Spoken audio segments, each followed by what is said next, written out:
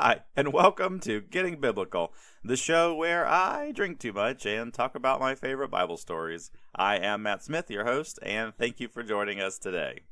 So for today's episode, we're going to throw a little bit of a curveball your way. We're going to switch things up. If you've been following along, you know that we've been covering the story of Moses, and where, as an infant, he narrowly escaped being thrown into the Nile River by the Pharaoh's guards, and then later on he grew up and was out in the desert with his sheep and saw the magical burning bush, and God spoke to him and told him that he was chosen to lead the Israelites out of slavery from Egypt and everything. And the part that we're about to get into is amazing and fantastic, and the kind of the cornerstone of a couple different religions, and with the Passover and just everything that happened is a huge deal for a lot of different reasons. And I can't wait to talk about it. But we're not going to do it today. We're not going down that road. And here's why. Here's what's going on. I'm gonna lay it down for you guys. So if you follow us on Instagram, I posted up a picture of me pouring myself a bottle of Manischewitz Kosher for Passover wine that I was super excited to have. I haven't had Manischewitz wine since I was probably like 16 years old or so, and I thought, with the story of the plagues and parting of the Red Sea and everything that we're going to get into with Moses, I thought, it would just hit the nail on the head to have Manischewitz wine as the drink. And I was excited. I haven't had Manischewitz wine since I was like 16 or something like that. It's been a long time. In fact, last time I remember drinking it, we were having a Passover Seder with my buddy Nate, and all our parents were there, and to be very honest, he and I weren't really there 100% for the religious aspect of it. We were more there because of the promise that there were 4 glasses of wine to be had during the Seder, during the ceremony, and at a time when we were in high school and could not easily go out and purchase alcohol for ourselves, it was a little bit of a treat. So we're about, halfway, 3/4 of the way through the Seder, like 3 glasses of wine in, and I remember his mom looking over, kind of, maybe we're getting a little too rowdy, I don't know, maybe a little too loud, and she was kind of like, you guys need to chill a little bit, you're 3 glasses of wine in, you're not used to this, kind of giving us a little bit of a stink eye from across the room. And as she's doing this, telling us to behave. So when you do a Passover Seder, you have what's called a Haggadah, which is Hebrew for the telling, which sounds like a M. Night Shyamalan movie. But it goes through the whole story of Moses and everything, and it gives you the prayers and all that kind of stuff. So, right, you have this Haggadah, these papers, that they give you the outline. And while she's looking over and kind of yelling at us to act right, she doesn't notice that the Haggadah in her hand got a little too close to the mood lighting candle that was on the table, and the Haggadah goes up in flames, smoke coming out and everything, and she doesn't even know what's happening, and everyone's around her they get like wide-eyed, and like they start trying to throw water on it, and she has like no idea. She's like, her head is like turned away from it, and it's just like you're looking at us, like you're telling us to act right, and you almost burnt the whole house down, the whole Passover Seder. Anyway, that was an irrelevant story, but that was the last time that I really remember having Manischewitz wine. So I bought this in preparation for the episode, was really excited for it, and I started drinking it in preparation for the show, and quickly realized, I guess, why I haven't had it again since I was 16. Here on this show, a lot of times I'll drink stuff, and even if I'm not like a super big fan, I'll try to say something positive about it. I gotta be honest, I don't like it. I don't like this. It's not good, man. It's especially like compared to like the $3 Aldi's wine that we had previously, or other budget things on here. Manischewitz wine is definitely a budget wine. It is not expensive, and it's not great. It tastes like grape juice, which I love grape juice. It's my top 3 favorite juices. I mean, it's like orange juice is number 1, grape juice is second, cranberry juice is number 3, for those keeping track at home. And so I love grape juice, but it's grape juice tastes like mixed with like rubbing alcohol, and then just like added a bunch of extra sugar to try and sweeten the whole thing up. So I'll tell you, so I was drinking it, and I drank about half the bottle in preparation for the episode, and I felt so miserable. And I often, obviously, all the time when I do the show, I drink or whatever. This was a whole different type of just, I don't know if it was the sugar content or what it was, but I felt like crap, and I got like a headache. I've had a headache for 2 days, for a day and a half, whatever, since last night, and just like I feel lethargic. Like I don't know, something about it was not great, and just put me out of the groove altogether. So because I'm not feeling 100%, and it's not like a hangover or whatever, I only drank like half of it, but I don't know, man. I just not a big fan of Kosher for Passover Manischewitz wine, to be frank. Because I'm not in the 100%, right? I still feel a little messed up about it. I've gone back to my regular just bourbon that I have on hand, so don't worry about what I'm actually drinking. But it's something Jim Beam, whatever. We've had it on the show before, no big deal. I'm back to my normal stuff there, trying to get back in my normal groove, but I still feel kind of garbage. So I'm not going to talk about one of the biggest stories of the Bible with Moses and everything. And we're going to switch gears, and I'm going to throw another thing at you. So we decided to talk about something completely different, and it just so happens that my birthday is coming up, so I figured why not do an episode about birthdays in the Bible. If you don't know, it is not all fun and games. It is not. There's no really great good things happening stuff in the Bible as far as birthdays go. So it doesn't talk a whole lot about birthdays. When it does talk about it, it's bad. So, see, the celebration of birthdays isn't something that's historically like much worried about in the biblical narrative. Birthdays are actually more of a pagan idea. So there's only like really 3 times in the Bible that they even really talk about or mention birthdays. First one is briefly mentioned, not even directly, indirectly, but we can take it from context, but it's mentioned in Job, the book of Job, which we haven't done yet on the show, and it's coming up soon.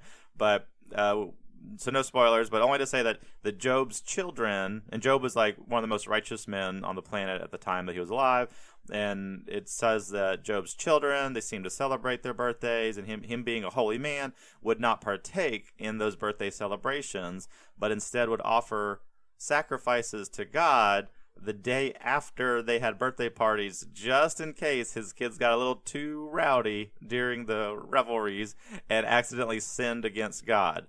So nothing particularly bad is mentioned, just the fact that the parties might give way to someone sinning or someone doing something bad. So that's birthday reference number 1.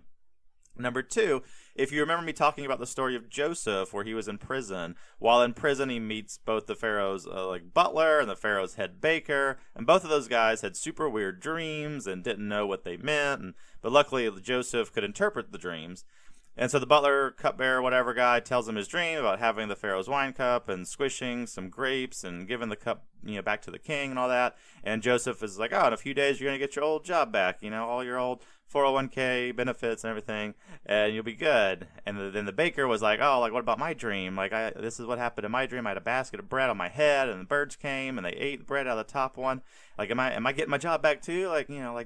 Fully reinstated with all my stock options and all that? And Joseph is like, nah, fam, Pharaoh's going to behead you. He's going to cut your head off for fun.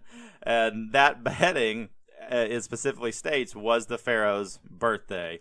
And I don't know what type of weirdo birthday traditions these people had to be beheading people for fun and amusement, but that's clearly what it seems like is happening. I don't know, a piñata isn't enough for you to beat a paper mache animal. You got to actually behead a human being.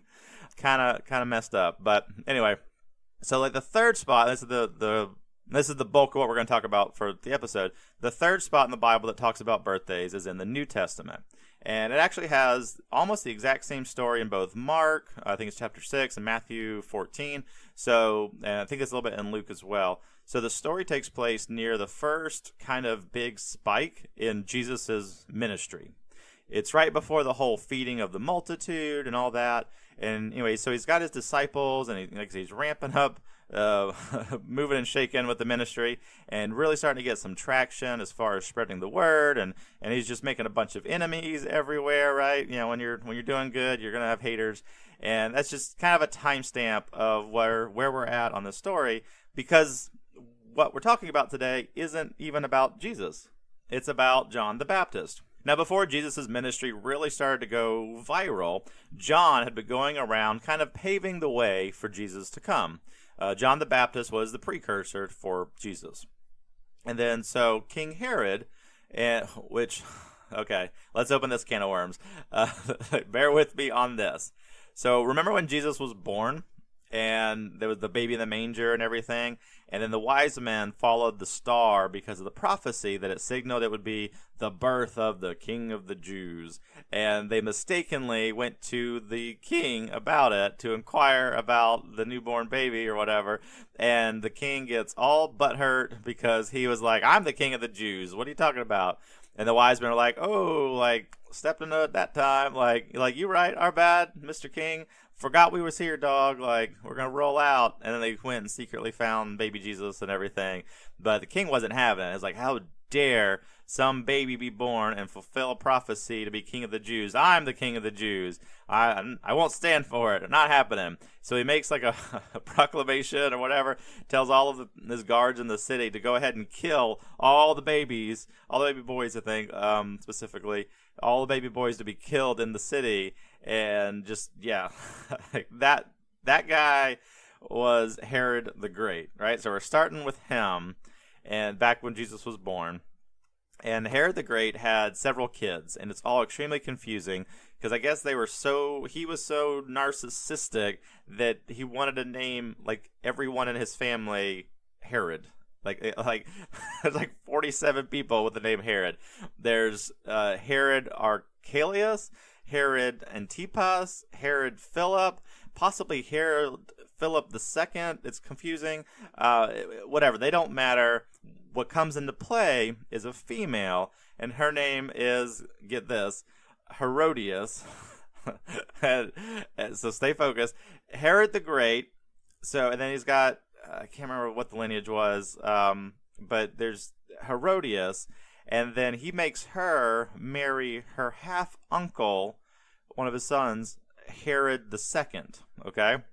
And so Herodias and Herod II have a daughter who's the only one to get away from the whole Herod naming scheme. Her name is Salome. So we've got Herodias and Herod II and their daughter Salome. And then as things go along, Herod II lost his spot in line to the throne. And Herod the Great took him out of the will and was like, screw that guy. He's his crappy son. Like, he's not getting the throne when I die. And then Herod the Great died. so Herod II gets taken out of the will. Herod the Great dies. And then Herodias was like, shit, like, you're not going to be king? Like, screw this. And she divorces poor Herod II and then takes her daughter Salome, and they go move in and get married to Herod II's half-brother, Herod Antipas. Antipas, I don't know. So this Herod is the Herod from this story, and also for the kind of the rest of any Herod that's mentioned pretty much for the rest of the New Testament is this Herod. Herod Antipas, married to his half-brother's divorced ex-wife or whatever, Herodias. But he's the Herod that is part of when Jesus gets crucified and all that kind of stuff, and it goes before, it bounces between like Pilate and all that kind of stuff. Anyway, so Herod, just for future reference, whenever you hear me say Herod for a lot of the other stories, it's going to be this guy. So now that we're caught up on that, just wanted you to know the background. So John the Baptist was out here doing his thing and telling people about God and stuff, and he finds out about Herodias' divorcing and marrying her husband's half-brother, and he thought it was kind of a fucked up thing to do. He didn't agree with it, and he made sure to tell Herodias that, and she did not like being told what to do. And she was all like, you don't know me? How dare you? And she wanted to kill him, but her new husband, this new Herod, and I'm just going to call him regular Herod from here on out, he didn't want to outright kill John because he didn't really have a problem with John. Like, it was a little hurtful that he said, mean things about his new wife and everything, and how they should be together. But other than that, he didn't really think it was a great idea to murder him and make him a martyr for Jesus' new ministry and all that kind of stuff. So he doesn't want to kill him, and he tries to settle his wife down, and he puts him in jail just to a kind of consolation prize. Like, we're not going to kill him, we're just going to keep him in jail, which also keeps him protected from her a little bit, because she doesn't go into the jail, so she can't kill him herself. I don't know. So John the Baptist is in jail, and Herod thinks he's doing a nice thing because he doesn't actually want to kill him, but his wife wants him dead. So then fast forward a little bit, and now it's Herod's birthday, and he has a big party, and his best friends are there, and there's powerful political people and all this, and all the A-list celebrities are there. And his stepdaughter, Salome, is there, and she performs a beautiful dance for him. And everyone is watching it, and Herod loves it. And he's probably more than a little drunk at this point for his birthday. And she gets done with the dance, and he's like, Salome, that was beautiful. You're such a great dancer. And I guess, back then they didn't have Netflix or anything to watch, and so it wasn't, the dance really stuck out as something cool to see, I guess. So made a big impression. He's like, it's so great, your dance was so great, ask me for whatever you want in the kingdom and I'll give it to you. Up to half of the kingdom is yours. Your dance was that good, just ask for what you want. And Salome is like, I don't know, let me think about it. And she's like, and she's like, she goes out, and Herod just goes back to drinking or whatever, and so she runs out, and she's like, hey mom, he wants to give me whatever I want. What should I ask for? You got any ideas?